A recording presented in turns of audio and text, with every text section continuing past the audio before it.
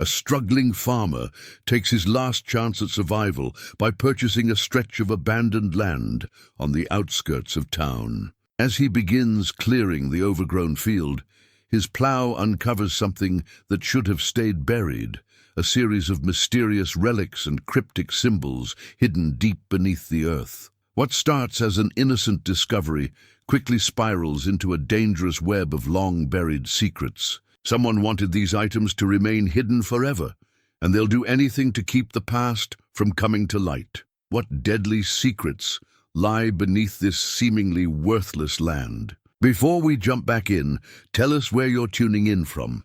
And if this story touches you, make sure you're subscribed, because tomorrow I've saved something extra special for you. 3 weeks earlier, Jack Miller sat across from Mr. Harrison at First State Bank, gripping the arms of his chair as the loan officer shuffled through his application for the third time. The morning sun through the window caught the silver nameplate, sending sharp reflections into Jack's eyes.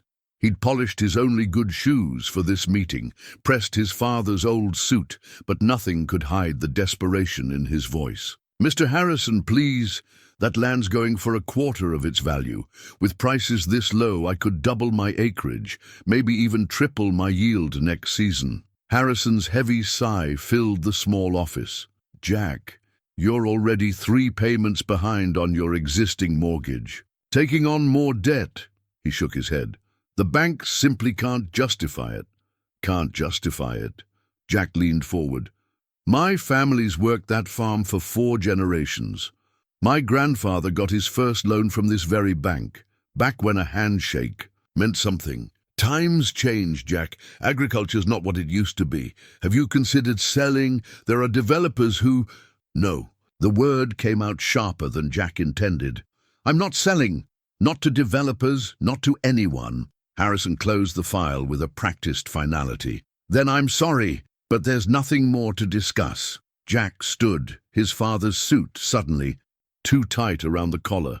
"You know what happens if I can't make those payments. You have 30 days to bring the account current. After that," Harrison spread his hands in a gesture of helpless bureaucracy. Outside the bank, Jack sat in his truck, knuckles white on the steering wheel. The letter was still crumpled in his jacket pocket, the one offering the adjacent 100 acres for an impossibly low price. He smoothed it out, reading it again. "Dear Mr. Miller, having observed your excellent stewardship of neighboring lands, we wish to offer you first opportunity to purchase the Crowley property. Given our client's desire for a quick sale, we are authorized to accept $50,000 for the full parcel." The letter was printed on expensive paper, embossed with the logo of Thaddeus Blake and Associates, attorneys at law. Jack had looked them up. A prestigious firm from the city, not the kind that usually handled rural land sales. His phone buzzed. Sarah. His daughter's picture filled the screen, her college graduation cap tilted at a rakish angle. He let it go to voicemail. She'd only worry if she heard his voice right now. The radio crackled as he started the engine. "Another disappearance in Carlton County. Police say 19-year-old Michelle Chen was last seen." He switched it off. Bad news was the last thing he needed. The drive to the diner took less than 5 minutes. Clara's neon sign buzzed in the late morning sun, a few regulars' trucks parked out front. Inside, the usual crowd nursed coffee and complaints about rainfall totals. "Jack Miller, you look like you're carrying the weight of the world." Clara herself appeared with a coffee pot, her silver hair caught in its usual neat bun.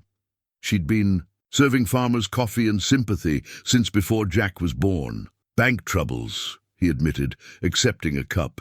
Clara's face softened. "Harrison giving you grief about the mortgage? How'd you know?" "Small town. Besides, you've got that same look your daddy had back in '89 during the drought." She glanced around before leaning closer.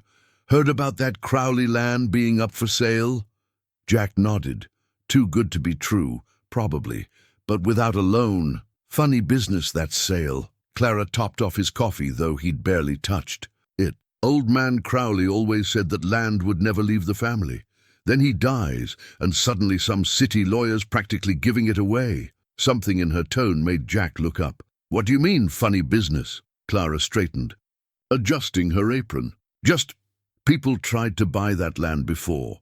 Crowley wouldn't sell at any price, said there were things about that property. She shrugged.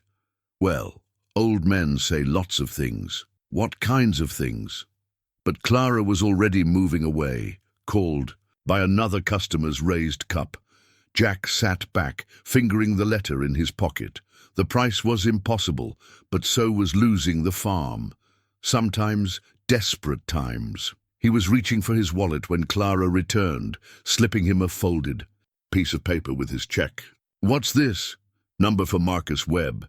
Used to do odd jobs for old man Crowley. If anyone knows what's what with that land, it'd be him. Jack studied the number, written in Clara's precise handwriting. Thanks, Clara.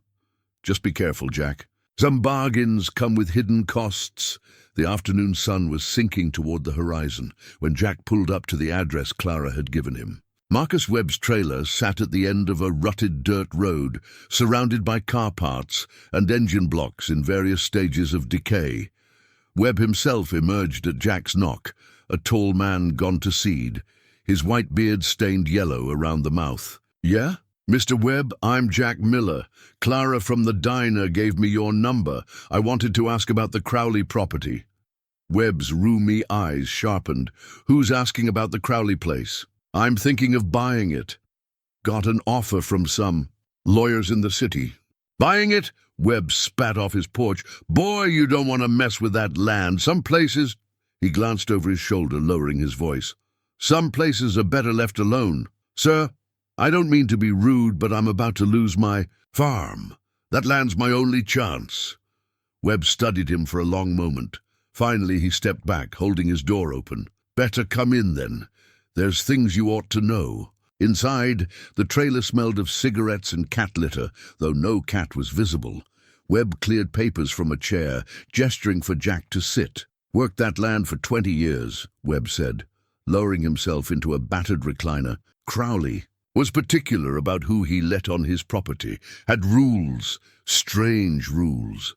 What kind of rules? Never dig more than 3 feet deep, never work past sunset, never go near the north corner where the old oak stands. Webb's hand shook as he lit a cigarette. Crowley had his reasons. What reasons? But Webb just shook his head. Not my place to say.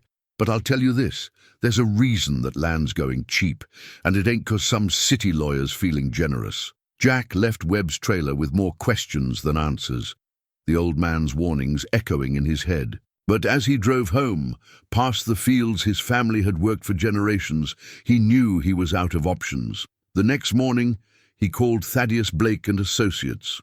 3 days later, he signed the papers, trading his savings and a secret terror of what he might have gotten himself into for 100 acres of land that no one else seemed to want. The property deed felt heavy in his hands, its gold seal gleaming in the fluorescent light of the law office. As he drove home, he couldn't shake the feeling that he'd just made either the best decision of his life or the worst mistake he'd ever lived to regret. The iron box sat on Jack's kitchen table, mud still caked in its intricate symbols. He'd spent an hour cleaning it, trying to make sense of the markings that looked almost like letters, but not quite, not in any language he recognized. His hands trembled as he opened it again. Inside, the photographs were arranged chronologically, each one dated on the back. The first was from 1962, a young woman with dark hair and a distinctive silver necklace. She was smiling at someone off camera, unaware that this would be one of her last photographs. Missing, read the newspaper clipping attached to it. Susan Chen, 23, last seen leaving Carlton Public Library. Jack spread the photos across his table. 12 in total, spanning 5 decades. Different faces, different names, but something about them nagged at him. A pattern he couldn't quite grasp. His cell phone buzzed. Sarah, Dad, finally, I've been trying to reach you all day. Sorry, honey. Been busy with the new land. New land? What new land? Jack hesitated. He hadn't told her about the bank troubles, about how close they were to losing everything. Just picked up some adjacent acreage. Good deal. Dad. Her voice carried that tone she'd inherited from her mother, the one that could peel paint. "What aren't you telling me?" A car's headlights swept across his kitchen window. Jack moved to look, but the vehicle was already past, its taillights disappearing down the dark road. "Nothing to worry about," he said, more to himself than Sarah. "Listen, I've got to go.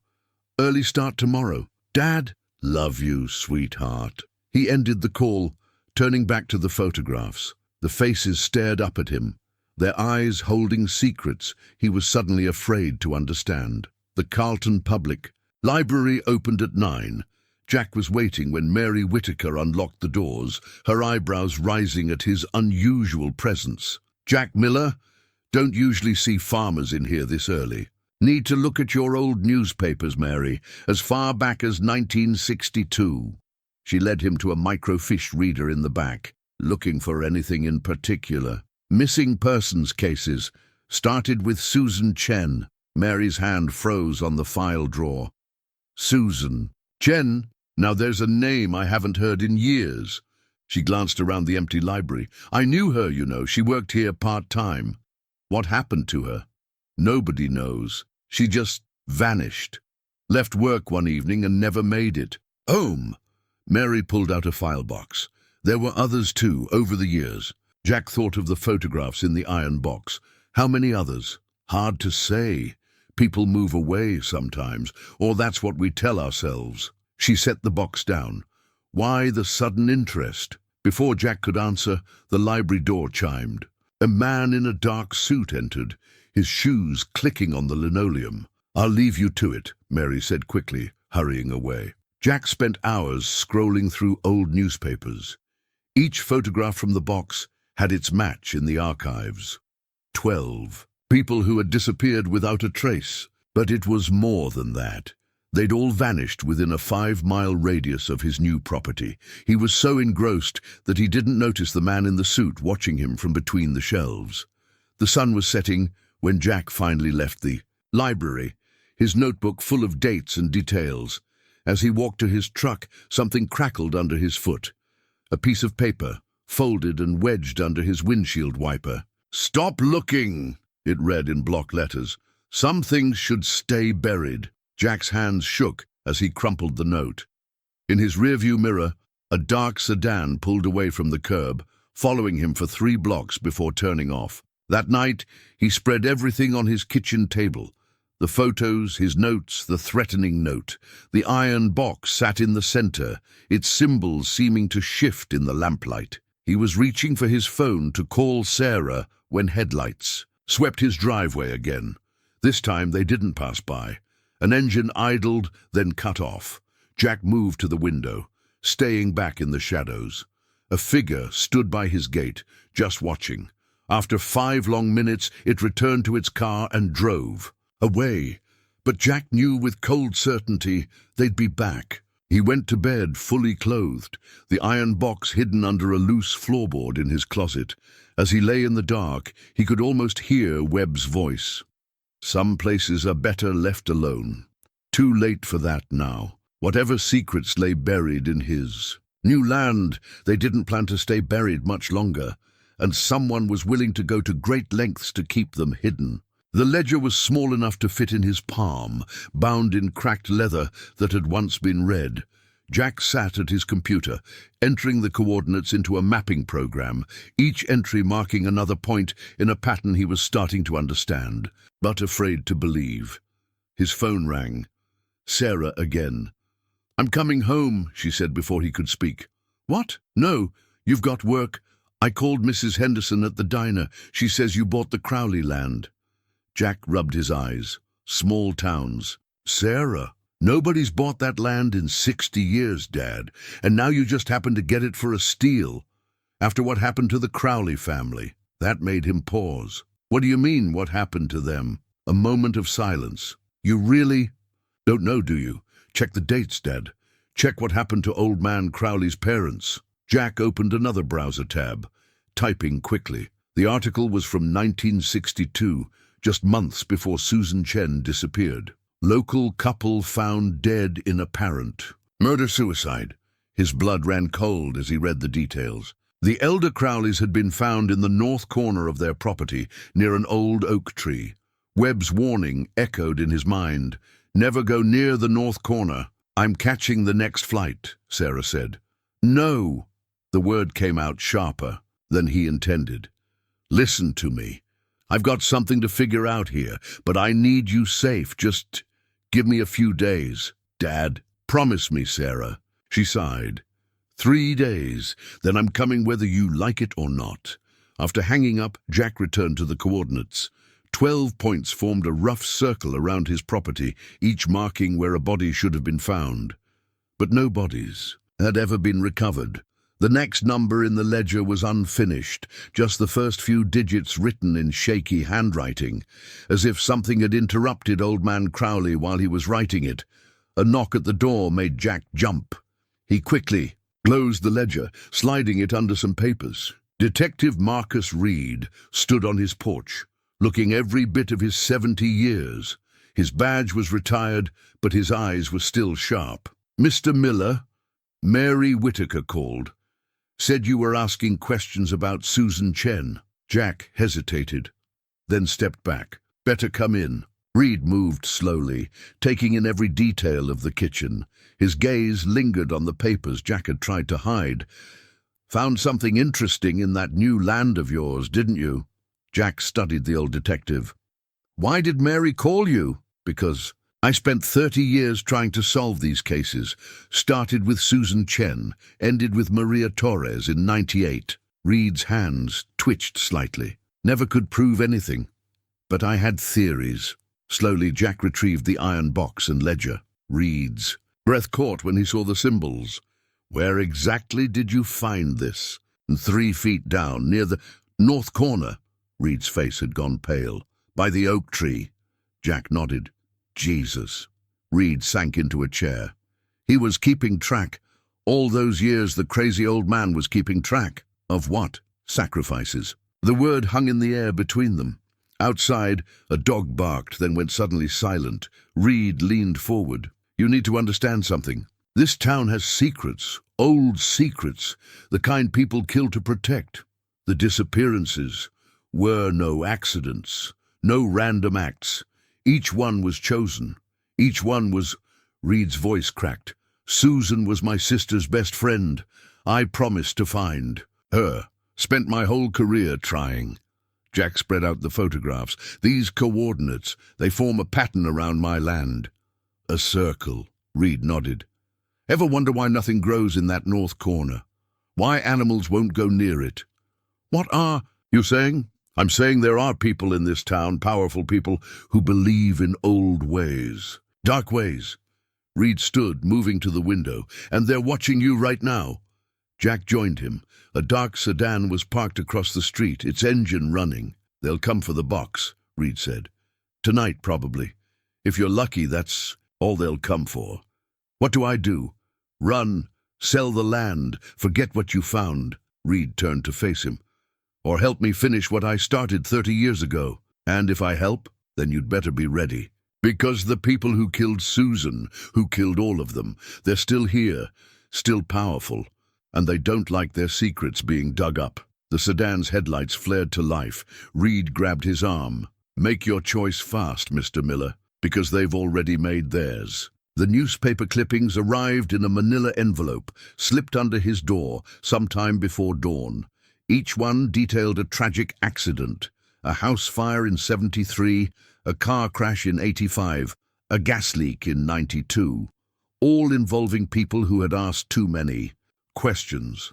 Jack spread them across his kitchen table next to the other evidence. The notepaper clipped to the articles was brief. "Last warning, for your daughter's sake." His hands shook as he dialed Sarah's number. "I need you to stay with Aunt Linda for a while." "Dad, what's going on?" "Just promise me, today, right now." Something in his voice must have convinced her. "Okay, but you have to tell me." The line went dead. When he tried to redial, his phone showed no signal. Outside, his tractor sat in the early morning mist, its engine compartment open. He approached. Cautiously, Reed's warnings fresh in his mind. The damage was obvious: cut fuel lines, severed wires, sand in the oil tank. Professional work, meant to send a message. Quite a mess. Jack spun around. A man in an expensive suit stood by the barn, his silver hair perfectly styled despite the hour.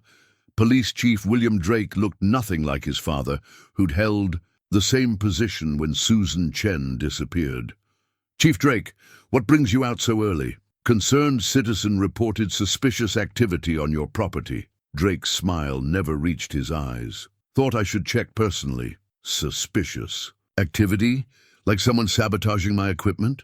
"Farming's a dangerous business, Mr. Miller. Equipment fails. Accidents happen." He gestured at the tractor.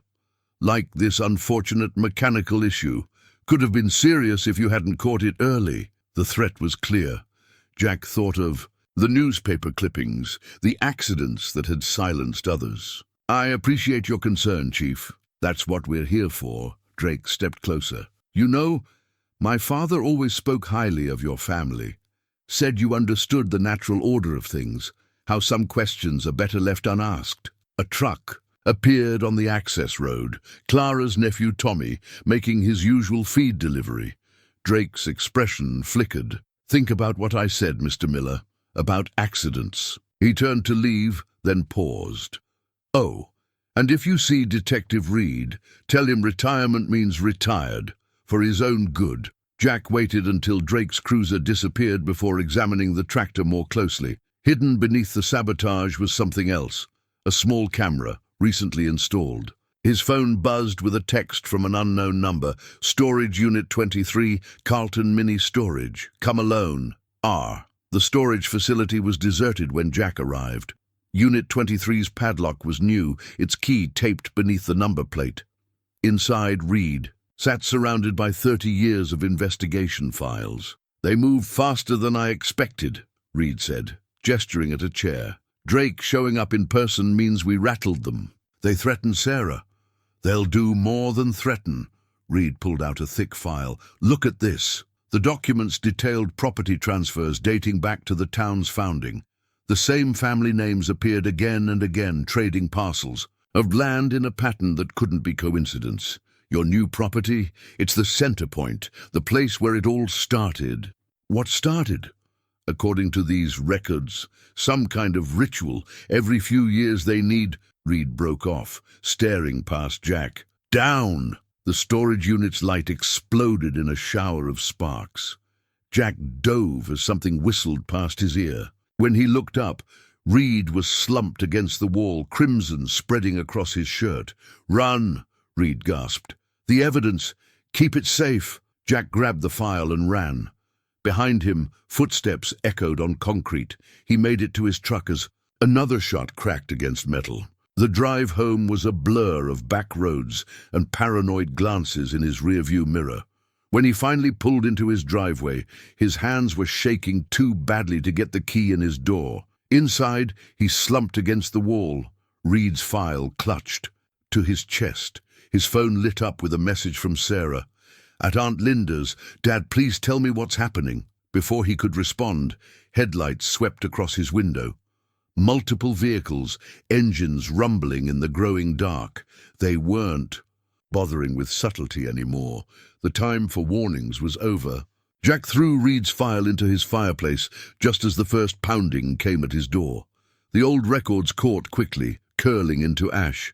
He'd spent the last hour photographing every page with his phone, which was now hidden in the iron box beneath the floorboards. "Mr. Miller?" Chief Drake's voice carried false concern. "We need to talk about Detective Reed's accident." Accident. Jack thought of the gunshot, the blood spreading across Reed's shirt. Through his window, he counted 3 police cruisers and several unmarked vehicles. His back door creaked. They were coming in from all sides. Jack moved silently through his darkened house, remembering every squeaky floorboard from 30 years of midnight snacks. The cramped hallway that had frustrated him for decades now worked in his favor. They'd have to come one at a time. His phone buzzed in the iron box. Sarah. He couldn't risk retrieving it. Glass shattered somewhere in the kitchen. Jack slipped into his study, easing open the hidden panel his grandfather had built to store liquor during Prohibition. The space was tight, but he'd added his own modification. A tunnel leading to the storm cellar. Flashlight beams swept the house. Footsteps approached, heavy on old wood. "Check everything," Drake ordered. "The file has to be here." Jack pulled the panel closed just as lights flooded the study. Through a crack, he watched shadows move across his walls. One figure paused at his desk, rifling through papers. "Sir!" The voice was young, excited. "Found something." Jack's breath caught. Had he missed a page? "Property records," the voice continued. "Town hall access logs. He's been researching the founding families." "When?" Drake demanded. "Last week. Pulled files on all of them. Drake, Sullivan, Chen." "Chen?" A sharp edge entered Drake's voice. "What else?" "Survey maps from 1867. Shows the original property lines before." "Burn it! Burn it all!" Jack eased backward into the tunnel as smoke detectors began to shriek. They weren't being subtle now. Through gaps in the floorboards, he watched flames climb his study walls. The tunnel ended at his storm cellar. Jack emerged into cool night air, staying low in the shadows. His house glowed against the dark sky, flames now visible through multiple windows. A hand grabbed his shoulder. Jack spun, ready to fight, but found himself staring into Clara's weathered face. "This way," she whispered, tugging him toward her car idling in the backfield. "Quickly!" He didn't ask questions. Clara drove back roads in the dark, her silence heavy with knowledge.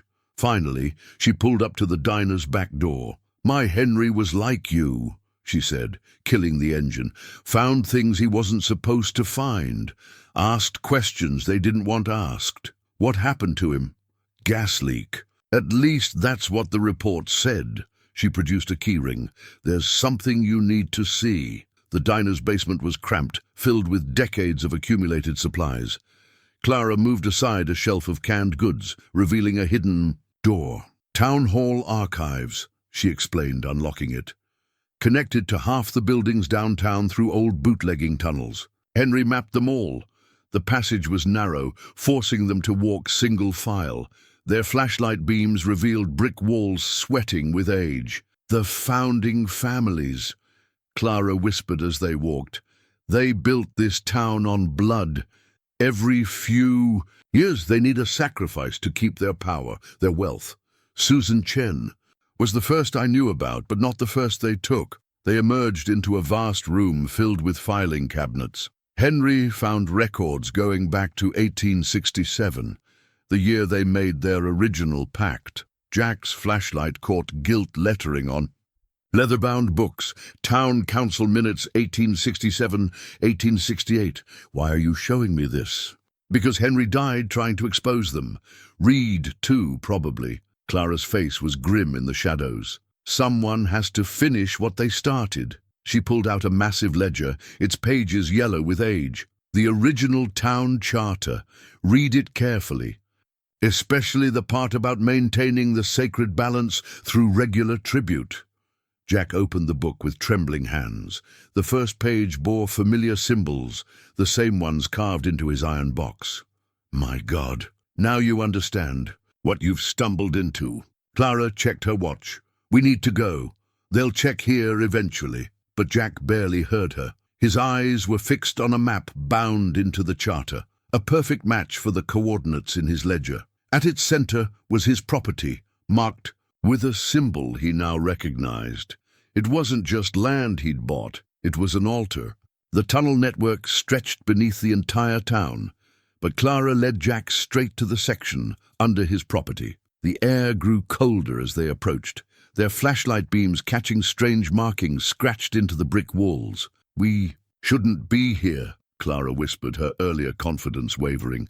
"This part of the tunnels, Henry said it was different." "Wrong." Jack understood what she meant. Something about the darkness felt alive, watching. Their footsteps echoed oddly, as if the space around them was much larger than their lights revealed. They reached a heavy wooden door reinforced with iron bands. The symbols carved into it matched those on Jack's box. "Henry never got past this point," Clara said. "And the lock—" Jack pulled out the golden key from the iron box. It slid into the lock perfectly. How did you know? I didn't.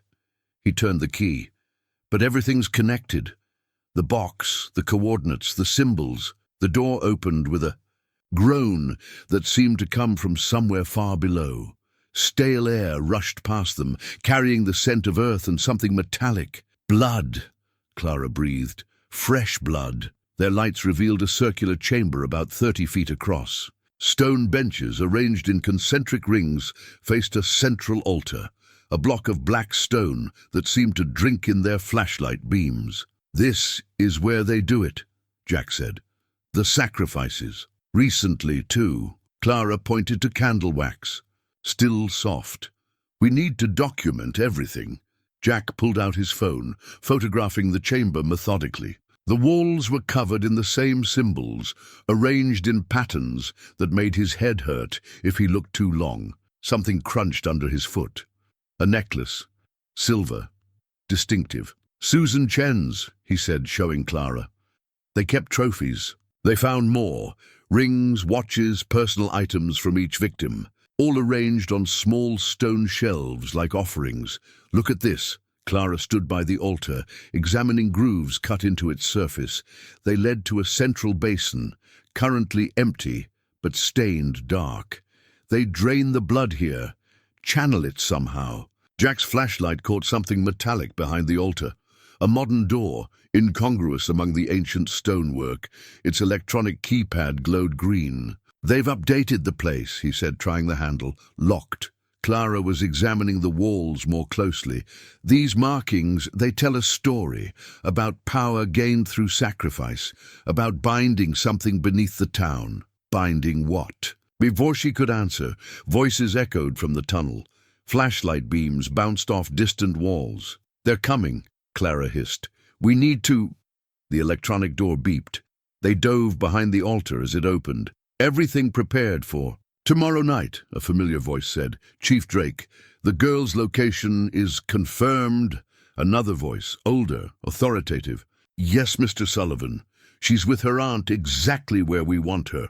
Jack's blood ran cold. "Sarah. Good. This one needs to be perfect. The binding's weakening faster than ever." "What about her father?"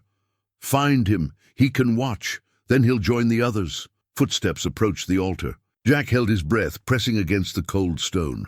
Clara's hand found his arm, squeezing in warning. "Something's different," Sullivan said. "Someone's been here." "Impossible. The door. Look at the dust pattern on the altar. And the list offerings are disturbed." "Check everything." Jack and Clara crouched, trapped, as flashlights swept the chamber. One beam passed inches above their heads. A phone rang. "What?" Drake barked. Then, "When?" "No, seal off the area." "We'll be right." There. Hurried footsteps moved away. The electronic door hissed shut. Jack waited another minute before moving. "We have to get out of here." "Wait."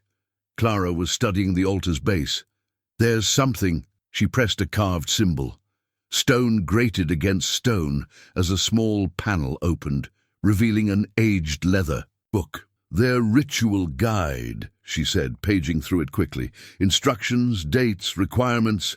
Jack, tomorrow night." "It's Sarah. They're going to—" The tunnel erupted with sound, an alarm, high-pitched and piercing. The electronic door beeped. "Run!" They sprinted for the wooden door, but it was already swinging shut. Some hidden mechanism activated. Jack dove through the narrowing gap, pulling Clara after him. The tunnel filled with shouts and running feet. "This way!" Clara pulled him down a side passage he hadn't noticed. Behind them, the sounds of pursuit grew closer. Multiple flashlight beams cut through the darkness. They ran through the darkness, turning blindly, until Clara stumbled to a stop. "No," she gasped. "This isn't right. This tunnel, it's collapsed." Debris blocked their path completely. As they turned back, lights appeared at both ends of the passage. They were trapped. The footsteps grew closer, flashlight beams converging on their position. Clara pressed something cold and metal into Jack's hand. The missing officer's badge they'd found among the ritual items. "Evidence," she whispered, "no matter what happens to us." The badge belonged to Officer Michael Torres, who disappeared in 1975 while investigating Susan Chen's case. Its surface was stained dark, the numbers still visible. 2747. Suddenly, one of the walls shifted. A hidden panel slid aside, revealing a narrow gap. "In here," a harsh whisper. "Quickly!" They had no choice. Jack and Clara squeezed through the opening just as voices reached their position. Through a crack, they watched flashlights play across the space they'd occupied seconds before. "Clear!" someone shouted. "Check every tunnel," Drake ordered. "They have to be here somewhere." Their rescuer led them through a maze of maintenance passages, eventually emerging in the basement of an old Victorian house. Only when they were safely inside did he turn to face them. Officer James Chen was Susan's younger brother, now grey-haired, but with the same determined eyes from the family photo in Reed's file. "Detective Reed contacted me last week," he said, securing the basement door. "Said he finally had proof. Then they killed him." "You're a cop," Jack said, "working with them. Undercover, 20 years, watching them, gathering evidence." Chen's face was haunted. "After Susan disappeared, I joined the force. Worked my way up, earned their trust. Or so they thought." He pulled out an old photograph, the same one from Jack's iron box, but unweathered. Susan Chen smiled at the camera, unaware of her fate. "Torres was helping me," Chen continued. "He got too close, like Reed. I had to be more careful after that. Play the loyal officer, attend their meetings, participate in their rituals." "You watched them kill people?" Clara's voice was sharp. "I had to maintain cover, build a case." "Big enough to bring them all down?" Chen's hands shook slightly. "Do you think that was easy? Watching them year after year, knowing what they did to Susan." Jack studied him. "Why help us now? Because they're planning something bigger. The ritual tomorrow night, it's different. They're not just taking Sarah for a normal sacrifice." Jack's fists clenched. "What do you mean?" "The binding's weakening. Whatever their ancestors trapped beneath the town, it's breaking free. They need more powerful sacrifices to reinforce it. Sarah has nothing to do with this. She has everything to do with it. Your land, the altar, it's all connected. They need someone with a blood connection to the property." Clara's eyes widened. "That's why they sold him the land. They were setting this up." Chen nodded. "They've been planning this for months. The bank pressure, the too-good-to-be-true offer. They needed you desperate enough to buy that land, to give them a claim on your bloodline." A phone buzzed. Chen pulled out a burner phone, reading quickly. "They're searching the tunnels systematically. We don't have much time." He moved to a wall safe, spinning the dial. "Everything I've collected over 20 years, names, dates, recordings of their meetings." He handed Jack a thick envelope. "But the most damning evidence is their book of rituals, the one you found tonight. We lost it when we ran." "No." Clara produced the leather-bound volume from inside her jacket. "Some habits you learn, being married to a man they killed." Chen's expression was grim. "That book is their weakness. It details everything, the original pact, the binding spell, the bloodline requirements, without their rituals performed." "Exactly right." A crash echoed from somewhere above them. Chen drew his weapon. "They're here. Take the tunnel behind the wine rack. It leads to the old church on Maple. Father Martin will help you." "What about you?" "I'll buy you time. Been waiting 20 years to look Drake in the eye and say my sister's name." Jack gripped the officer's arm. "Chen, go. Save your daughter. Finish this." His smile was fierce. "And when you do, make sure everyone knows. About Susan, about Torres, about all of them." They were halfway down the tunnel when gunshots erupted above. Clara pulled Jack forward when he tried to turn back. "He made his choice," she said. "Honor it by staying alive." They emerged in the church basement as police sirens filled the night. Father Martin, white-haired but steel-spined, was waiting. "Officer Chen called ahead," he said. "Come, we have much to discuss and very little time." Jack clutched the envelope of evidence and the ritual book. "Sarah is safe for now. But tomorrow night," the priest's expression was grave. "Tomorrow?" Night they'll try to finish what they started in 1867, and if they succeed, your daughter's death will be only the beginning. Father Martin's office smelled of old books and candle wax. He spread a yellowed family tree across his desk, its branches stretching back to the town's founding. Names had been added in different inks over generations, some crossed out in red. The original families, he said, pointing to the top. 7 of them, Drake, Sullivan, Chen, Miller. Miller? Jack leaned closer. My family. Your great-great-grandfather, Thomas Miller, was one of the founding members. But he turned against them in 1868, tried to stop the rituals. What happened to him? Official records say tuberculosis. His wife and children were spared, but removed from power. Your branch of the family was diminished. Clara studied the document. The marriages aren't random. Look at the patterns. She was right. Each generation showed careful intermarriage. Between the families, maintaining bloodlines, consolidating power. They breed for it, Father Martin said. The ability to perform the rituals, to contain what lies beneath. And Sarah? Jack's voice was hoarse. Why her specifically? Because of Thomas Miller's betrayal. His bloodline was meant to be sacrificed. Generations ago. They've waited a long time to correct that oversight. Jack traced the lines connecting his family to the others. So many marked in red, so many early deaths. What did Thomas discover? What made him turn against them? Father Martin opened the ritual book. The truth about the bargain, about what the original families actually bound beneath the town. The priest turned to a page covered in familiar symbols. In 1867, this land was worthless. No water, poor soil. The 7 families were facing ruin. Then they found something in the caves beneath the north corner. What? They never wrote its true name, but it offered them a bargain, power, wealth, influence, in exchange for regular tributes, blood tributes. A devil's bargain, Clara whispered. Worse, what they bound wasn't a devil. It was something older, something that fed not just on blood but on suffering, on betrayal, on the pain of watching loved ones die.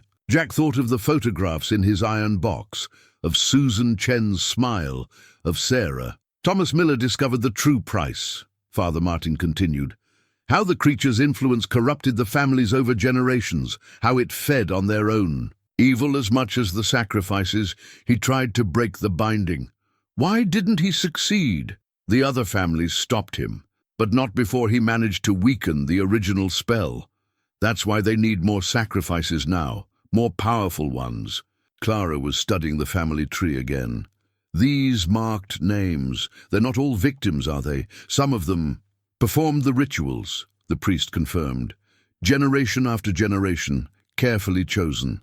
The current circle includes police. Chief Drake, Judge Sullivan, Bank President Harrison. Harrison? Jack remembered the loan officer's cold dismissal. He set me up, made sure I'd be desperate enough to buy that land. They all played their parts. Even now, they're watching every exit from the town, searching the tunnels. They can't let you stop tomorrow night's ritual. Why not just kill me? Because they need you to watch, to suffer. Your pain, your daughter's death. It's all part of the ceremony, a final correction of Thomas Miller's betrayal. Jack stood abruptly, pacing the small office. There has to be a way to stop them. Perhaps. Father Martin lifted a hidden panel in his desk, removing a small journal. Thomas Miller left this, his attempts to break the binding, but the price. I don't care about the price. You should. Breaking the spell requires a different kind of sacrifice. A willing one. Someone of the founding bloodlines, freely giving their life while speaking the counter-ritual. Clara touched Jack's arm. There has to be another way. But Jack was already reading the journal, his face set. How long until sunrise? 4 hours, the priest said. The ritual begins at sunset tomorrow. Then we have work to do. Outside the church, distant sirens echoed through the streets. The hunt was still on. But now Jack had something they didn't. The truth about his family's legacy and the knowledge of how to end it, even if it cost him everything.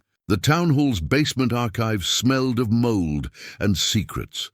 Jack and Clara followed Father Martin through the maze of shelves, their flashlight beams catching glimpses of leather-bound volumes and brass nameplates. The original town charter should be in here somewhere, the priest whispered.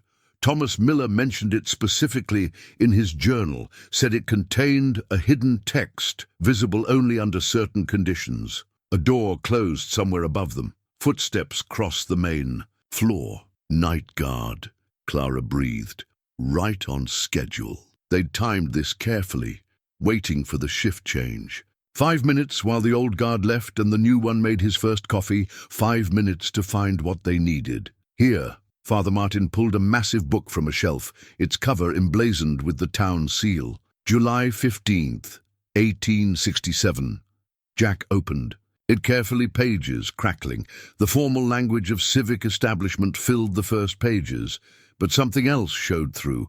Faint symbols written between the lines, almost invisible. Thomas's journal mentioned a revealing agent. The priest produced a small vial. Blessed water mixed with graveyard soil and other ingredients. He sprinkled drops across the page. The hidden text blazed to life, glowing with an unnatural blue light. My God, Clara whispered. The true charter was nothing like the public version. Detailed diagrams showed the cave system. Beneath the town, the altar's precise position, the ley lines that converged at Jack's property. And in the margins, something else. Drawings of a creature that hurt the eyes to look at, its form seemingly impossible. The entity they bound, Father Martin said, or at least how they perceived it. Jack read the text quickly. This isn't just a charter. It's a contract, signed in blood by all 7 families. Look at the terms, Clara pointed. Regular sacrifices, yes, but also offspring. They promised their bloodlines, their children's children, an eternal covenant. The priest confirmed, binding their descendants forever. More footsteps above, faster now. A radio crackled. Multiple suspects, a voice said. Check every floor. They'd been made. Jack photographed the pages quickly, while Father Martin applied the revealing agent to the rest of the charter. Each new page exposed more horrors. The specific rituals, the price of failure, the corrupting influence that spread through the families over generations. They knew, Jack said. They knew what it would do to them, to their children, and they chose it anyway. For power, Clara spat. For wealth. For survival, Father Martin corrected. The town was dying, but the price they paid, the price they forced others to pay. A beam of light swept the archive entrance. Voices approached. There's more, the priest said quickly, pulling out another book. The original surveyor's map, it shows... The archive door burst open. Flashlight beams blinded them as armed figures poured in. Well, Police Chief Drake emerged from the glare. A priest, a widow, and a farmer walk into an archive. Sounds like the start of a joke, doesn't it? More like the end of one, Jack said. We know everything, Drake, about the charter, the binding, all of it. Know everything? Drake's laugh was cold. You don't know anything. You think this is about power, about money. We're the only thing keeping it contained, the only thing preventing something far worse than a few necessary sacrifices. Necessary? Clara's voice shook with rage. Like, my Henry was necessary like Susan Chen? Ask him. Drake nodded at Father Martin. He knows what happens if the binding fails. What will emerge? How many will die then? The priest's face was grim. There's always another way. No, Drake raised his weapon. There isn't? Jack moved without thinking, throwing the charter at the chief's face. Clara dropped their only flashlight, plunging the archive into chaos. Gunshots exploded in the darkness. Jack felt someone grab his arm. Father Martin pulling him behind. A shelf. More shots, the sound of breaking glass. This way, Clara's voice from somewhere to their left. They ran blind through the stacks, following the sound of Clara's movement. Behind them, Drake was shouting orders, flashlight beams sweeping wildly. A bullet splintered wood by Jack's head. Another caught Father Martin's arm, spinning him into a shelf. Leave me, the priest gasped. "Get to the church, the journal. You know what has to be done." Jack hesitated, but Clara pulled him on. They found the maintenance tunnel entrance just as lights appeared at both ends of the aisle. The last thing they heard was Drake's voice, eerily calm. "It's almost sunset, Mr. Miller. Time enough to get you cleaned up for your daughter's big moment." Then they were in the tunnel, running through darkness, the charter's revelations burning in their minds like the otherworldly blue of its hidden text. Behind them, Father Martin began to scream. The old woman who opened the door at the edge of town looked ancient enough to have witnessed the original binding. Her eyes, though, were sharp as she ushered Jack and Clara inside. "Agnes Webb," she said, leading them through a house cluttered with artifacts that made Jack's skin crawl. "Marcus was my brother. He tried to warn you about the land, didn't he?" Jack nodded, remembering Webb's cryptic warnings that first day. It felt like a lifetime ago. "He knew the risks," Agnes said. "Our grandmother was one of theirs, married into the Sullivan line, but she kept records, passed down warnings, protections." She moved to a cabinet, removing a small wooden box. Inside lay a silver amulet covered in familiar symbols. "Protection charm," she explained, pressing it into Jack's hand. "Won't stop them entirely, but it'll blur their sight, make their rituals harder to focus." "Why help us?" Clara asked. "Because I've watched them take people for 60 years. Watched them twist everything good in this town into something dark." Agnes's hands shook slightly. "My own daughter among them." Jack studied the amulet. The symbols matched those from the charter, but arranged differently. "This is the counter-ritual, isn't it? What Thomas Miller tried to use. Part of it, the full ritual, requires more. Blood freely given, spoke in the right place, at the right time." She met his eyes. "Your blood, Mr. Miller, to undo what your ancestor tried to stop." Clara touched his arm. "Jack, I have to." He gripped the amulet tighter. "For Sarah, for everyone they've taken." Agnes nodded gravely. "There's something else you should see." She led them to a back room lined with filing cabinets. "Everything my family's collected over generations. Witness accounts, police reports, photographs of their gatherings." "Evidence," Clara breathed. "More than evidence. Proof of what the binding's done to them, how it changes them over time." She pulled out a photograph from 1963, a town council meeting. The faces were normal, human. Then another from 1975. Same people. Something was different about their eyes, their smiles. By 1980, she showed them another photo. Jack recoiled. The changes were subtle, but unmistakable. These weren't quite people anymore. "The more power they draw from it, the more it transforms them," Agnes explained. "Generation by generation, sacrifice by sacrifice, they're becoming something else." "Like it," Jack said, remembering the creature drawn in the charter's margins. "They think they control it, think their sacrifices keep it bound." Agnes's laugh was bitter. "They're feeding it, strengthening it. With every death, every drop of blood, they become more like it. Soon there won't be anything human left in them." A police siren wailed nearby. They froze, but it passed. "They're searching every house," Clara said. "Let them come." Agnes smiled grimly. "My protections will hold. Long enough, anyway." She returned to the filing cabinet, removing a thick envelope. "Everything you need. Names, dates, photographs. Proof that can't be denied or covered up. Get this to the state police, the FBI, anyone outside their influence." "If we survive," Jack said. "When you survive." She pressed another object into his hand. A small black stone etched with red symbols. "My grandmother's last gift. She said it would be needed when the final sacrifice came." Jack felt the stone pulse in his hand, warm and somehow alive. "What is it?" "A piece of it from before the binding. Use it at the right moment, and it'll recognize its own essence. Create a distraction." More sirens. Closer now. Agnes moved. Quickly, opening a concealed door behind a bookshelf. "This tunnel leads to the old mill. From there you can reach the north corner through the woods." She gripped Jack's arm. "Whatever happens, the ritual must be stopped." Not just for Sarah, but for everyone. What they've bound is breaking free anyway. Better a clean break we control than... She didn't finish. Outside, tires screeched to a halt. "Go," she commanded. "I'll hold them as long as I can." "Agnes, my family's watched for generations. Time to do more than watch." As they hurried down the tunnel, they heard Agnes begin to chant in a language that made their ears hurt. Behind them, wood splintered as the front door gave way. Then Agnes's voice rose in a terrible cry, and a light brighter than day flared.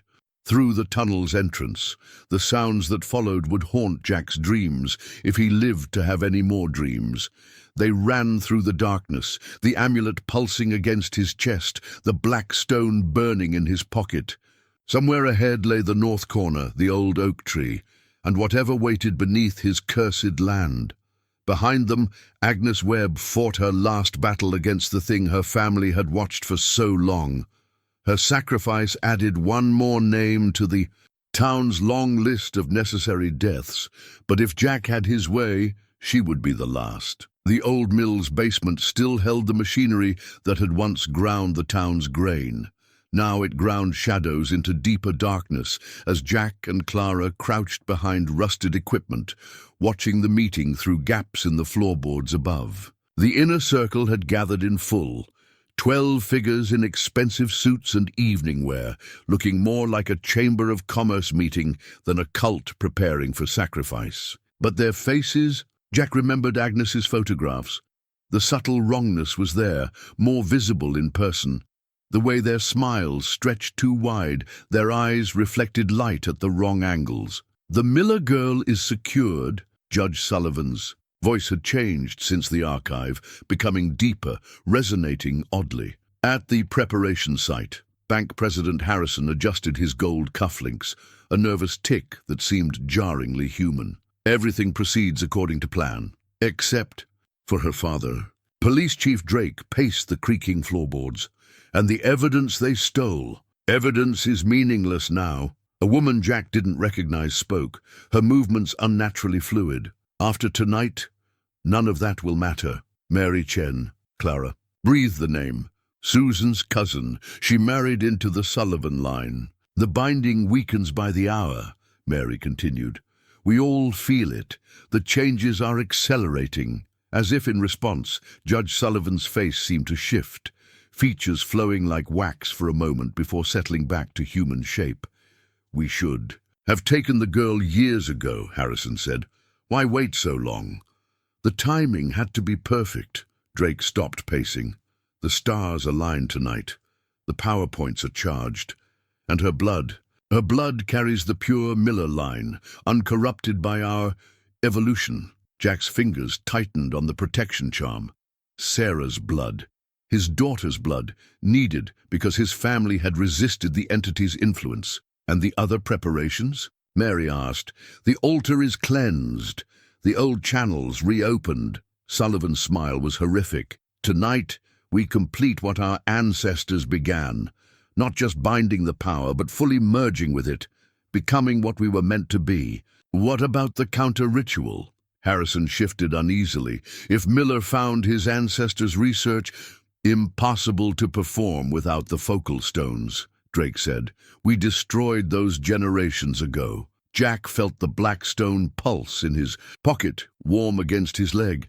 "Besides," Mary added, "the ritual requires a willing sacrifice of the founding bloodlines. Miller is many things, but suicidal is not one of them." Clara's hand found Jack's arm in the darkness, squeezing in silent support. "Speaking of Miller," Sullivan's head turned, neck bending at an impossible angle. "Do you smell that?" The others lifted their faces, nostrils flaring. Something had changed in the air, a charge like before lightning. "Agnes Webb's protection charm," Mary hissed. "That old witch, find them!" Jack and Clara ran as inhuman shrieks filled the mill. They found a door hidden behind old grain sacks, rusted but still functional. It opened onto a passage that smelled of earth and age. Behind them, wood splintered as creatures that were no longer fully human pursued. "The tunnels connect to the north corner," Clara gasped as they ran. "If we can reach it before them..." A howl echoed through the passage, harmonizing with itself in impossible ways. The sound made Jack's teeth ache, his vision blur. They're changing, he realized, dropping their human pretense. They reached a junction, ancient timber creaking overhead. Left led toward the north corner. Right. The preparation site, Jack said. Sarah, Clara gripped his shoulders. Listen to me. The ritual can't happen without both the altar and the sacrifice. I'll get Sarah. You reach the corner. Prepare what needs to be done. They'll kill you. They'll try. She pressed Agnes's files into his hands. Make it count. Before he could argue, she was gone, running down the right passage. Jack clutched the evidence, the charm, the stone that burned with otherworldly heat. Left led to the north corner, to the thing bound beneath his land, to the only chance of ending this. Right led to his daughter. The howls grew closer, echoing with voices that had never emerged from human throats. Jack turned left, his ancestors. Journal burning in his mind like fire, like prophecy, like truth.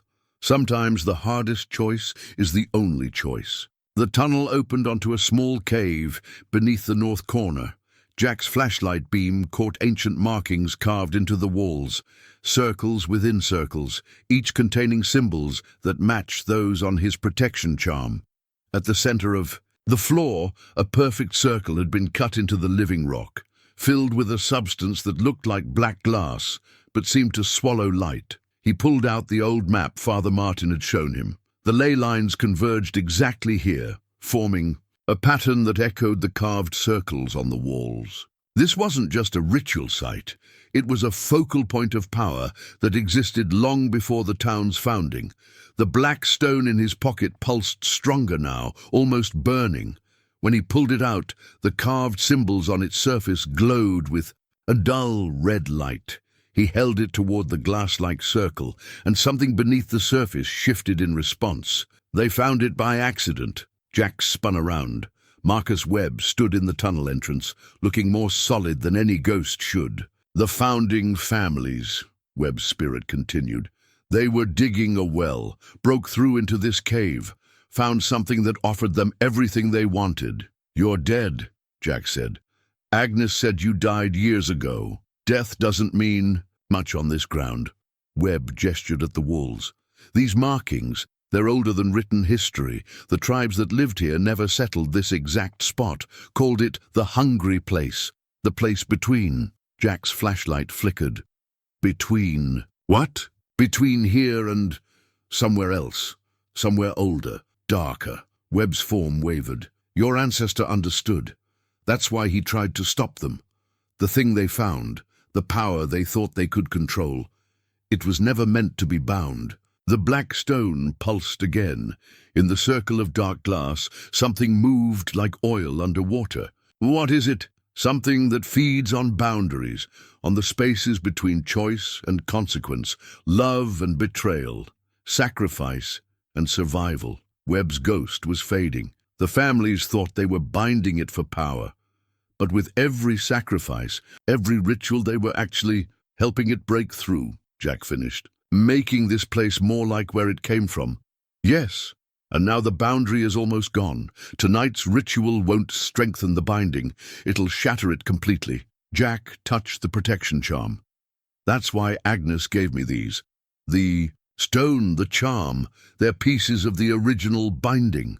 Fragments of its own essence used to chain it. Webb was barely visible now. Your ancestor tried to use them to break the binding in a controlled way, to send it back. But he needed willing sacrifice, blood of the founding families freely given. Blood is the key. Blood and choice and love. Webb's voice was fading. The spaces between, Mr. Miller. That's where the power lies. That's where he vanished, leaving Jack alone with the ancient carvings and the thing that moved beneath. The dark glass. He took out Thomas Miller's journal, reading the counter-ritual again. The words were simple. The cost was not. His flashlight caught something else, a modern addition to the ancient cave. Metal pipes ran along the walls, connecting to the circle of black glass. They looked like the ones from the altar room, designed to channel blood. Jack followed them with his light. They led to other chambers, forming a web throughout the cave system. Each pipe connected to another ritual space, other circles of dark glass. The network spread under the entire town, centered on this point. He checked his phone. 2 hours until sunset. Somewhere in these tunnels, Clara was trying to reach Sarah. Above ground, the cult members were completing their preparations. And beneath it all, something ancient and hungry was pushing against the thinning walls of reality. The black stone pulsed again, stronger. Jack held it over the dark glass, watching ripples spread from where its light touched the surface. The thing beneath responded, reaching upward, testing its bonds. Webb was right. The space between freedom and captivity, between love and loss, between sacrifice and salvation. That's where the true power lay. That's where the choice had to be made. He sat down beside the circle of dark glass, Thomas Miller's journal in one hand, the stone in the other. The protection charm hung heavy around his neck. 3 objects, 3 pieces of the original binding, brought together again after generations. All that remained was the blood, the choice, the sacrifice. Jack began to read his ancestors' notes one final time, committing the counter-ritual to memory. Above him, the sun crept toward horizon. Beneath him, an ancient evil pressed against its weakening chains. And somewhere in the darkness, his daughter waited. Her blood meant to shatter the last barriers between worlds. The thing beneath the glass moved again, its hunger reaching out, testing him. Jack felt its alien consciousness brush against his. Mind, offering power, offering salvation, offering everything. He gripped the protection charm tighter and began to pray. The sun hung low and bloated on the horizon, painting the sky in colors that seemed somehow wrong. From his position near the cave entrance, Jack watched robed figures emerge from various tunnel openings, gathering in the clearing by the old oak tree. Their movements were wrong too fluid, too angular, as if their bodies were remembering shapes they weren't meant to hold. His phone buzzed once. Clara's message was brief. Found her. East tunnel, heavily guarded. Need distraction. The ritual calendar they'd discovered in the archive had been specific. The ceremony had to begin at sunset, when the boundary between day and night was thinnest. Like everything else about this place, it was about the spaces between. Jack touched the black stone in his pocket, feeling its heat. Webb's ghost had called it a fragment of the entity's essence, a piece of the thing they'd bound, used against itself. He had an idea about what might make a suitable distraction. Below, more figures arrived. Judge Sullivan stood beneath the oak tree, his face rippling occasionally in the dying light. Mary Chen moved among the gathered cultists, checking their positions, her movements increasingly serpentine. Chief Drake stood apart, watching the tunnels, still clinging to his human form more than the others. Jack counted 23 robed figures. According to the membership list they'd found, there should be 24. Someone was missing. His phone buzzed again. 3 guards, armed. Sarah unconscious but alive. Hurry. He took out Thomas Miller's journal, opening it to the counter-ritual. The words were simple, almost childlike, but the power in them was old. Older than the binding, older than the town, maybe older than language itself. The protection charm felt warm against his chest, responding to the growing power in the air. All 3 artifacts, the charm, the stone, and the journal, had come together again after generations, as if they'd been waiting. Jack checked his watch. 15 minutes until sunset. He moved deeper into the cave, approaching the circle of dark glass. The thing beneath it moved more actively now, responding to the gathering power above. The metal pipes along the walls thrummed with energy. Carefully, he removed the protection charm and laid it on the cave floor. Next came the journal, opened. To the counter-ritual. Finally, the black stone, pulsing with red light. According to Webb's ghost, these were all pieces of the original binding, fragments of the entity's own essence, turned against it. But anything that could bind could also break if used correctly or incorrectly with the right intention. Jack arranged the 3 items in a triangle around the circle of dark glass. Each one seemed to resonate with the others, creating harmonics he could feel in his teeth. The entity responded, pressing upward, drawn to its scattered pieces. His phone buzzed one final time. Now or never. Jack took out his knife, the same one he'd used to first open the earth above this cursed place. The blade caught the last, sunlight from the cave entrance reflecting it onto the black glass. "Between choice and consequence," he whispered, remembering Webb's words. The knife bit into his palm. Blood welled, then fell, striking the dark surface. The response was immediate. The glass turned liquid, the thing beneath surging upward, drawn by the blood of a founding family freely given. The 3 artifacts flared with brilliant light, creating a triangle of power that contained and channeled the entity's emergence. But Jack didn't speak the counter-ritual. Not yet. Instead, he let the thing touch his mind, taste his offering, sense his willingness to sacrifice. Then he broke the triangle. Power exploded outward, raw and unfocused. Above, the cultists screamed as their carefully prepared ritual space was flooded with chaotic energy. Jack heard trees crack, earth shake, reality itself protesting the sudden release. Through the chaos, a single gunshot echoed from the east tunnel. The entity withdrew, confused by the disruption, but far from banished. The binding held, barely, but for a few crucial moments, the cult's preparations were in shambles. Jack grabbed the artifacts and ran toward the east tunnel, toward his daughter, toward whatever final confrontation waited in the gathering dark. Behind him, inhuman voices raised in anger and fear as the carefully planned ritual began to unravel. The sun touched the horizon. Time was running out. And somewhere in the shadows, beneath the town, an ancient hunger stirred and waited. The east tunnel was darker than the others, older. Water dripped somewhere in the darkness, marking time like a countdown.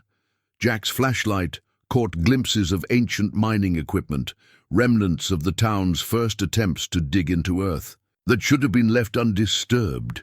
He found the first body just past a collapsed support beam, one of Sarah's guards, his neck twisted at an impossible angle. The second lay nearby, a bullet hole precise in his forehead. Professional work, Clara's work.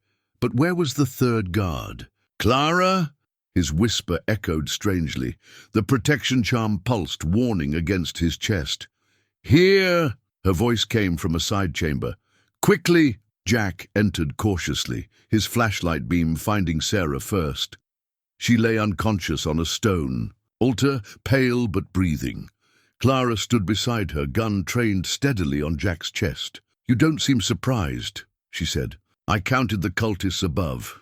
23. The membership list showed 24. Jack kept his voice steady. "You were the missing one. Smart. Like Thomas Miller was smart." She smiled, and for the first time, Jack saw the wrongness in her face, the same subtle shifting he'd seen in the others.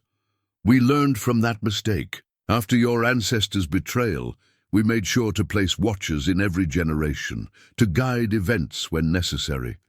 Henry, your husband, found things he shouldn't have, asked questions best left unasked." Her head tilted at an unnatural angle. "Like Detective Reed, like Officer Chen, all guided to their necessary ends." Sarah stirred slightly. Clara's gun didn't waver. "How long?" Jack asked. "How long have you been one of them?" "I was born to it. My grandmother performed the ritual that killed Thomas Miller's wife. My mother helped bind his daughter. And now I'll help complete what they began." Her smile widened too far. "The circle closes, the blood debt paid. The entity is breaking free anyway. You've seen what it's doing to them, to you.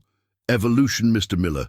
We're becoming what we were meant to be, what humanity was meant to be." She gestured at Sarah with her free hand. "Your daughter's blood will complete the transformation. Pure Miller blood, untainted by our improvements." Jack felt the black stone pulse in his pocket, responding to her words. The thing beneath the town was listening through it, hungry for what was to come. The disruption above bought you minutes at most, Clara continued. They'll recover, rebuild the ritual circle, and your daughter will fulfill her destiny. Like Susan Chen fulfilled hers, something flickered across Clara's twisted face, an echo of humanity quickly suppressed. Susan was necessary. They're all necessary for the greater becoming. And Henry? Was he necessary too? Don't. The gun trembled slightly. You think I didn't love him? That it didn't tear me apart? To guide him to his end. But the hunger must be fed. The transformation must be completed. Shadows seemed to gather around her, darkening the chamber. The protection charm burned against Jack's chest. The hunger's feeding on you, he said. Changing you. Every death, every betrayal makes you less human. Don't you see? I see clearly. But her voice shook. I see what must be done, what has always had to be done. Sarah's eyes fluttered open. Dad? It's okay, honey. Everything's going to be okay. Clara's gun moved to cover Sarah. Don't make promises you can't keep, Mr. Miller. The ritual will be completed. The only question is, how many have to die first? The black stone pulsed again, stronger. Through it, Jack felt the entity's attention focus on the chamber. On the impending violence, on the betrayal about to unfold. Webb's words echoed in his mind. The spaces between love and betrayal, between human and inhuman, between necessity and choice. Jack touched the protection charm. You're right about one thing, Clara. The circle does need to close. He reached for the black stone, letting its heat fill his hand. Above them, the cult's chanting resumed, power building again. Time was almost up. Clara saw something in his face that made her hesitate. What are you? The stone flared with brilliant light as Jack spoke the first words of the counter-ritual. Not the full incantation, not yet. Just enough to let the thing beneath the town taste what was coming. The chamber plunged into chaos as reality buckled under the weight of ancient power and modern desperation. The stone's light filled the chamber like liquid fire, casting impossible shadows that moved against the natural flow of light. Clara staggered, her gun wavering as the power touched her altered flesh. Her face rippled, human features struggling to hold their shape against the thing she was becoming. "Sarah, run!" Jack commanded. His daughter rolled off the altar just as Clara fired. The bullet struck stone, screaming off into darkness. Jack threw the black stone toward the center of the room, speaking the next line of the counter-ritual. Reality fractured. The chamber's walls became fluid, ancient rock flowing like wax. Through gaps in normal space, they caught glimpses of the thing beneath the town, a vast, hungry presence that defied comprehension. Clara screamed, but the sound wasn't human anymore. Her form elongated, bones cracking as the entity's influence reshaped her. The gun clattered to the ground as her fingers lengthened into claws. "The tunnels!" Jack grabbed Sarah's arm. "Don't look back!" They ran through passages that twisted in impossible ways, the black stone's power rippling outward. Through the cave system. Behind them, Clara's inhuman shrieks echoed and multiplied, joined by other voices, as the cult above felt their carefully constructed reality begin to unravel. "Dad, what's happening?" Sarah gasped as they ran. "Later, just keep." A figure stepped out of the wall itself, Judge Sullivan, his face completely inhuman now. "The Miller line ends tonight." Jack shoved Sarah behind him, raising the protection charm.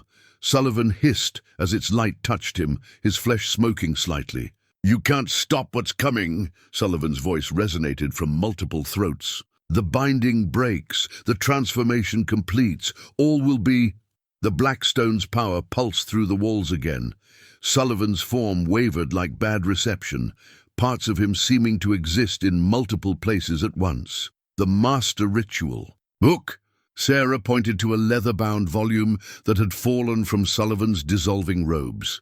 Jack dove for it as Sullivan lunged with too many limbs. The protection charm flared, buying them seconds. They ran again, clutching their prizes, the book, the stone, the charm. Behind them, Sullivan's howls took on harmonics that hurt their minds. "This way!" Jack recognized the tunnel markings. "The main chamber is through us!" Mary Chen and Chief Drake blocked their path, their forms rippling between human and something else. Other figures emerged from side tunnels, the entire cult converging on their position. "Give us the girl," Mary's voice slithered. "Give us what we've waited generations for." Jack felt the weight of Thomas Miller's journal in his pocket, the warmth of the protection charm, the pull of the black stone trying to return to its source, all the pieces coming together. "Dad?" Sarah gripped his arm. "What do they want? Your blood. Your connection to this place. To him." He met her eyes. "But they can't take it. It has to be given." Understanding dawned on her face, "Like your ancestor tried to do. Miller blood, freely offered." Jack faced the transformed cultists, but not hers. The entity's presence pressed against reality, drawn by the confrontation, the impending choice. The black stone pulsed in harmony with the protection charm as Jack drew Thomas Miller's journal out. "No!"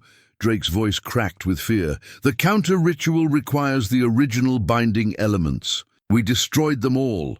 "Not all." Jack held up the stone. "Agnes Webb's grandmother saved pieces, kept them safe, waiting for this moment." The cultists surged forward, but reality itself kept buckling, the black stone's power making it impossible to cross the space between them normally. Their twisted forms fragmented and reformed as they struggled to reach the Millers. "Dad, you can't." "I can. I have to." He pressed the stone into her hands. "Get to the surface.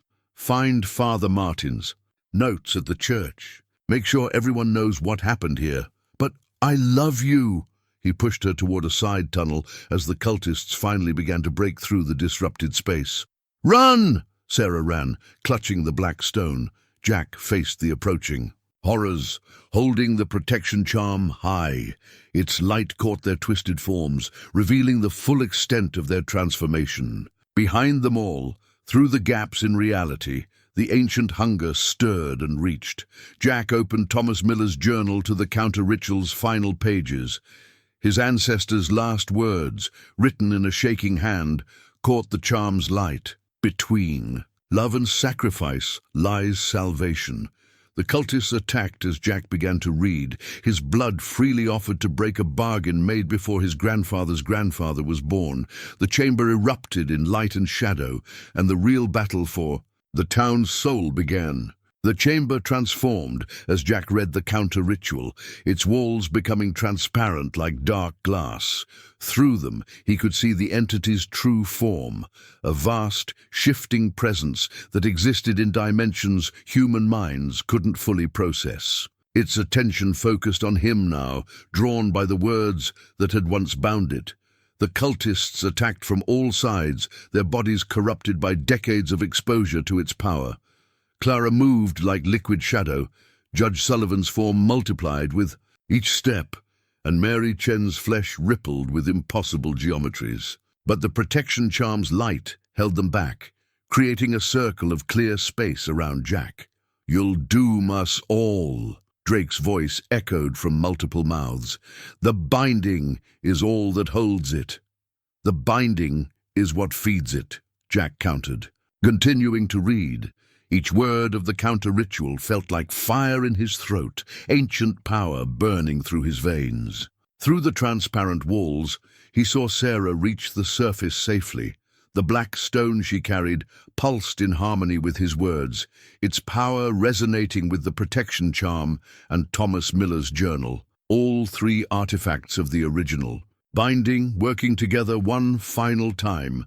The entity pressed closer, drawn by the ritual and the promised sacrifice. Its vast consciousness touched Jack's mind, offering visions of power, of survival, of everything the original families had been. "Promised, see what you're refusing." Mary Chen's twisted form gestured at the visions. "What your ancestor refused. We could be gods. We could be monsters," Jack corrected. "Like you've become." He turned the journal's page, reaching the ritual's core. The chamber's darkness deepened as reality bent under the weight of ancient power and modern purpose. The cultists' attacks grew desperate, their forms deteriorating further as the entity's influence peaked. Through it all, Jack read the words his ancestor had died trying to speak. The counter-ritual was simple in its way, an undoing, an unraveling, a choosing to unchoose. But it required absolute conviction, perfect clarity of purpose. Blood, freely given, not taken. The entity surged against its weakening bonds, and Jack saw its true purpose. Not power or corruption, but consumption. It fed on the spaces between choice and consequence, love and sacrifice, human and inhuman. Each ritual had widened those gaps, making reality more fluid, more susceptible to its influence. The cultists weren't becoming gods. They were becoming food. "Last chance, Miller," Sullivan's voice came from everywhere and nowhere. "Your daughter could still serve. Your line could still—" "My line ends here," Jack declared, "with my choice." He spoke the ritual's final words as he drew the knife across his palm. His blood fell, striking the chamber's floor with impossible weight. Each drop contained generations of resistance, of refusing the entity's bargain, of choosing humanity over power. The protection charm flared blindingly bright. Above ground, Sarah would be seeing the black stone do the same. And here, in Jack's hands, Thomas Miller's journal began to glow with the same light that had failed to save its author. Reality cracked. The entity howled in frequencies that shattered human consciousness. The cultists' twisted forms began to dissolve as its power withdrew, their bodies trying to remember shapes they'd long abandoned. Jack felt the counter-ritual's price begin to take hold. His life, his blood, his very essence being unmade to unmake the original bargain. Through the pain, he saw visions, Sarah growing up strong and free of the burden he'd carried. Clara's humanity reasserting itself in her final moments. The town slowly healing as the entity's influence faded. Thomas Miller's spirit, watching from the spaces between, finally at peace. The chamber collapsed inward as dimensions collided and reformed. The entity fought against the counter-ritual's pull, its vast consciousness raging against the sacrifice that mirrored and reversed its binding. With his last strength, Jack raised the protection charm. Its light combined with the black stone's power above and the journal's hidden knowledge. 3 pieces of the original binding used now to unbind. "Father, forgive me." Clara's human voice broke through her twisted form. "I didn't understand." "I forgive you," Jack whispered as reality dissolved. "I forgive all of you." The entity screamed in triumph and terror as the counter-ritual reached its peak. Jack's freely given blood opened a door in the spaces between, and ancient power rushed through. But this time the door led back to whatever realm had spawned it, back beyond the boundaries of human reality, back where it belonged. The cultists' warped forms evaporated like mist as their dark patron withdrew. Generations of bargains and bindings unraveled in an instant of perfect clarity. And in that moment between moments, Jack Miller made his final choice. He let go. Dawn broke over the town like it had every other morning, but everything had changed. State police vehicles lined Main Street, while FBI agents conducted interviews in the town hall. The morning paper's headline read, "Mass Grave Discovered. Historic Cold Cases Solved." Sarah stood at her father's kitchen window, watching officials excavate the north corner of their property. The old oak tree had collapsed during the night, revealing decades of buried secrets. They'd found Susan Chen's silver necklace that morning, along with countless other pieces of evidence that could no longer be denied or hidden. The black stone sat cold and lifeless on the kitchen table, just another piece of rock now. Beside it, Thomas Miller's journal lay open to its final page. The counter-ritual's words faded to almost nothing. Only the protection charm still held any warmth, pulsing faintly against Sarah's chest where she now wore it. "The forensics team found more documents," Father Martin said, entering with a stack of papers. Even after his injuries, he'd insisted on helping catalogue the evidence. Bank records, property deeds, everything Officer Chen collected over 20 years. And the ritual book? Being analyzed, along with Agnes Webb's files. He sat heavily. The truth can't be buried anymore. Sarah touched the protection charm, but will they believe it? The real truth. They'll believe what the evidence shows. A cult operating for generations, systematic murder, corruption at every level of local government. He smiled sadly. The rest, some truths are better left in the spaces between. Through the window, they watched another body being carefully excavated, another family that would finally have answers, if not understanding. Your father's choice, the priest said softly, saved more than just you, more than just the town. I know. Sarah's voice was steady. Like her father, she'd chosen to be strong. The entity, is it really gone? The boundaries are sealed. Whatever they bound here in 1867 has returned to its own realm. He touched the black stone. These artifacts are just objects now. The power they contained went with Dad, Father. Martin nodded. A willing sacrifice, like Thomas Miller tried to make, but this time with all the pieces in place. The only way to break a bargain that powerful. Sarah picked up the newspaper. Below the main headline, a smaller article announced, "Emergency elections to replace the town's missing leadership." No one would ever find Judge Sullivan, Police Chief Drake, or the others. Their twisted forms had dissolved when the entity withdrew, leaving only empty clothes and too many questions. Clara's confession helped, the priest said, gesturing at the paper. What was left of her humanity. She chose to tell the truth in the end. Dad would have wanted that. The truth getting out, the families getting closure. They sat in comfortable silence as the morning aged. Outside, officials continued their work, documenting decades of evil hidden beneath small-town normalcy. Sarah watched them label and photograph each piece of evidence, each item telling part of the larger story. The protection charm warmed slightly against her skin, responding to something only it could sense. Through the window, she caught a glimpse of movement near the collapsed oak. A figure that looked like her father, watching over the proceedings with peaceful eyes. When she blinked, it was gone, but she understood. Some things lingered in the spaces between, watching, protecting. "The farm is yours now," Father Martin said. "What will you do with it?" Sarah stood, touching the charm one last time. "Keep it, farm it, plant new trees in the north corner." She smiled. "Some places need good memories to overwrite the bad ones." The priest nodded approvingly. "And the stories? The truth about what happened here? I'll tell them. Not all at once, maybe not the whole truth at first, but people deserve to know what was sacrificed to keep them safe." Outside, the sun climbed higher, burning away the last shadows of night. Sarah watched another body being carefully removed. From the ground, another family's pain being lifted into daylight. "Dad chose to break the cycle," she said, "to end something that had gone on for generations. The least I can do is make sure his choice means something." Father Martin gathered the evidence files.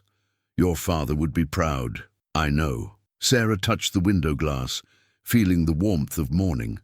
"He still is." The protection charm pulsed once more in agreement, then fell silent. But its warmth remained, a reminder that some bonds transcended death, some choices echoed forever, and some sacrifices created more than they destroyed. Sarah turned away from the window to face the future her father had bought with his blood. There would be hard days ahead, painful truths to tell, a community to rebuild. But the sun was shining, the entity was gone, and the spaces between held no more horrors. It was time for new stories to begin.